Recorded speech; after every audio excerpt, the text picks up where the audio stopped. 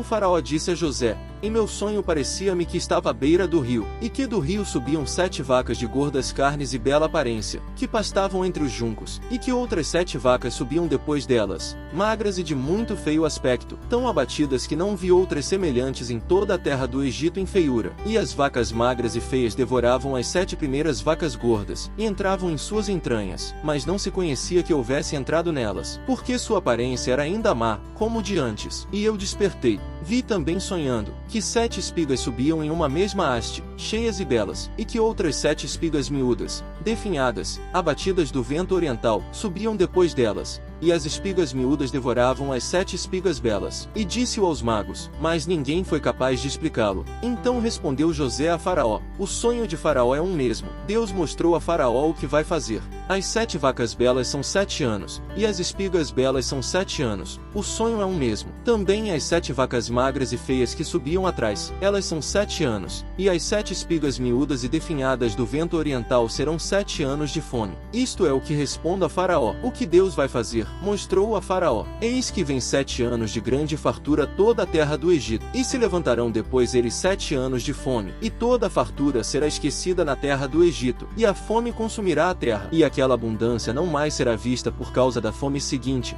a qual será gravíssima. E o suceder o sonho a Faraó 2 vezes, significa que a coisa é firme da parte de Deus, e que Deus se apressa a fazê-la. Portanto, providencie Faraó agora um homem prudente e sábio, e ponha-o no comando da terra do Egito. Faça isto Faraó, e ponha governadores sobre o país, e tome a 5ª parte da terra do Egito nos 7 anos da fartura, e juntem toda a provisão destes bons anos que vêm, e acumulem o trigo sob a mão de Faraó para mantimento das cidades, e guardem-no. E esteja aquela provisão em depósito para o país, para os 7 anos de fome que serão na terra do Egito, e o país não perecerá de fome. E o negócio pareceu bem a Faraó, e a seus servos. E disse Faraó a seus servos: acharemos outro homem como este em quem haja Espírito de Deus? E disse Faraó a José: pois que Deus te fez saber tudo isto, não há entendido nem sábio como tu. Tu serás sobre minha casa, e pelo que disseres se governará todo o meu povo, somente no trono serei o maior que tu. Disse mais Faraó a José: eis que te pus sobre toda a terra do Egito. Então Faraó tirou seu anel de sua mão, e o pôs na mão de José, e fez-lhe vestir de roupas de linho finíssimo, e pôs um colar de ouro em seu pescoço e o fez subir em seu 2º carro, e proclamaram diante dele: dobrai os joelhos, e pôs-lhe sobre toda a terra do Egito. E disse Faraó a José: eu sou Faraó, sem você ninguém levantará sua mão nem seu pé toda a terra do Egito. E chamou Faraó o nome de José, Zefenate-Paneia, e deu-lhe por mulher Asenate, filha de Potífera, sacerdote de On. E saiu José por toda a terra do Egito. E era José de idade de 30 anos quando foi apresentado diante de Faraó, rei do Egito. E saiu José de diante de Faraó, e transitou por toda a terra do Egito, e fez a terra naqueles 7 anos de fartura amontoados. E ele juntou todo o mantimento dos 7 anos que foram na terra do Egito, e guardou o mantimento nas cidades, pondo em cada cidade o mantimento do campo de seus arredores. E ajuntou José trigo como areia do mar, muito em extremo, até não se poder contar, porque não tinha número. E nasceram a José 2 filhos antes que viesse o 1º ano da fome, os quais lhe deu à luz Asenate, filha de Potífera, sacerdote de On. E chamou José o nome do primogênito Manassés, porque disse: Deus me fez esquecer todo o meu sofrimento, e toda a casa de meu pai. E o nome do segundo chamou Efraim, porque disse: Deus me fez fértil na terra de minha aflição. E cumpriram-se os 7 anos da fartura, que houve na terra do Egito, e começaram a vir os 7 anos de fome, como José havia dito. E houve fome em todos os países, mas em toda a terra do Egito havia pão. E quando se sentiu a fome em toda a terra do Egito, o povo clamou a Faraó por pão. E disse Faraó a todos os egípcios: Ide a José, e fazei o que ele vos disser. E a fome estava por toda a extensão do país. Então abriu José todo o depósito de grãos onde havia, e vendia aos egípcios, porque havia crescido a fome na terra do Egito. E toda a terra vinha ao Egito para comprar de José, porque por toda a terra havia aumentado a fome.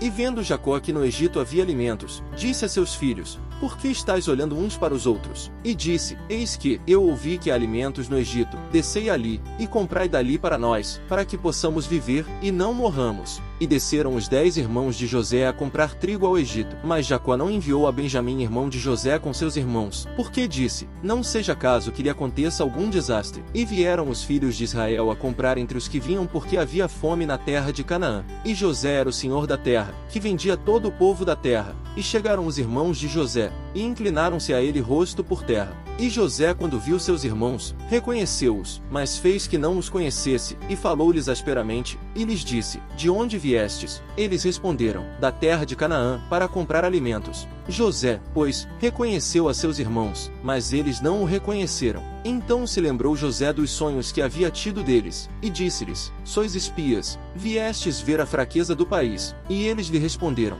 Não, meu senhor, teus servos vieram comprar alimentos. Todos nós somos filhos de um homem, somos homens honestos, teus servos nunca foram espias. E ele lhes disse: Não, viestes ver a fraqueza do país. E eles responderam: Teus servos somos 12 irmãos, filhos de um homem na terra de Canaã, e eis que o menor está hoje com nosso pai, e outro desapareceu. E José lhes disse: Isso é o que vos disse, afirmando que sois espias. Nisto sereis provados. Vive Faraó que não saireis daqui, a não ser quando vosso irmão menor vier aqui. Enviai um de vós, e traga vosso irmão, e vós ficai presos, e vossas palavras serão provadas, se há verdade convosco, e se não, vive Faraó, que sois espias. E juntou-os no cárcere por 3 dias.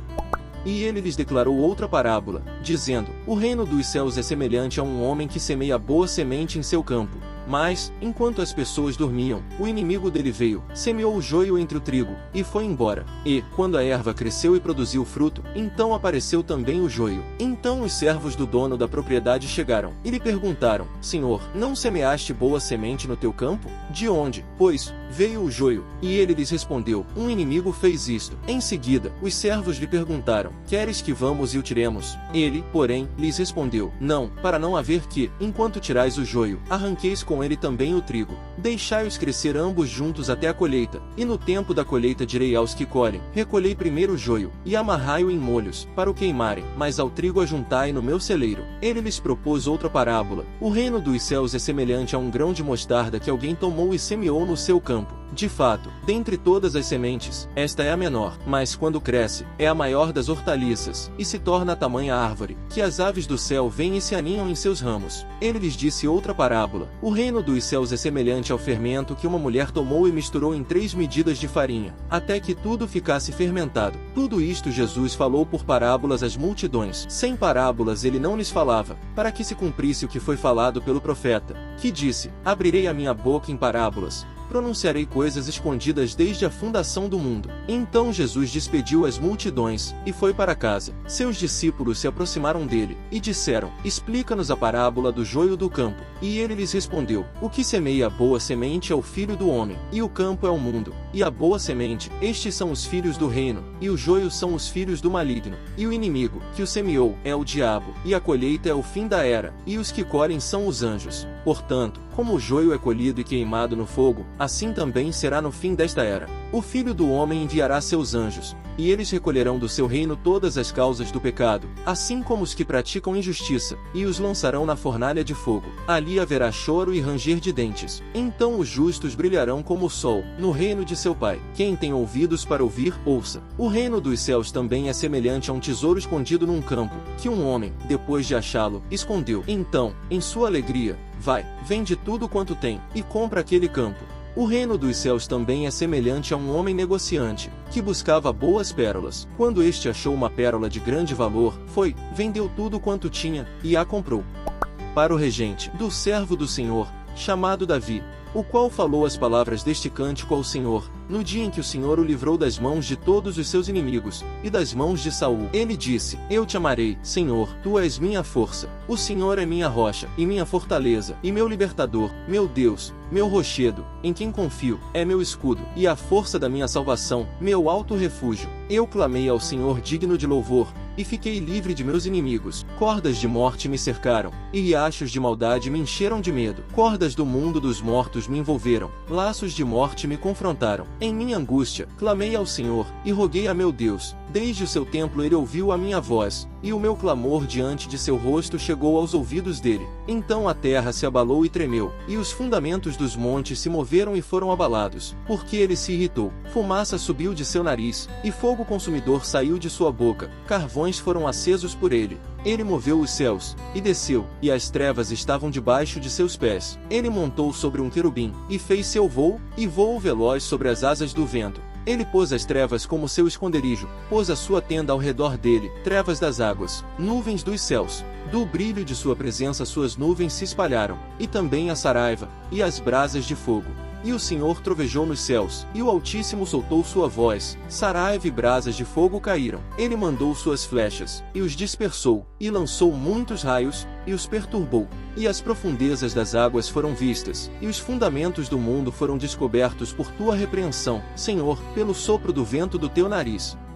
Ouvi, filhos, a correção do Pai, e prestai atenção, para que conheçais o entendimento, pois eu vos dou boa doutrina, não deixeis a minha lei, porque eu era filho do meu pai, tenro, e único perante a face de minha mãe, e ele me ensinava, e me dizia, que teu coração retenha minhas palavras, guarda meus mandamentos, e vive, adquire sabedoria, adquire entendimento, e não te esqueças nem te desvies das palavras de minha boca, não a abandones, e ela te guardará, ama-a, e ela te conservará.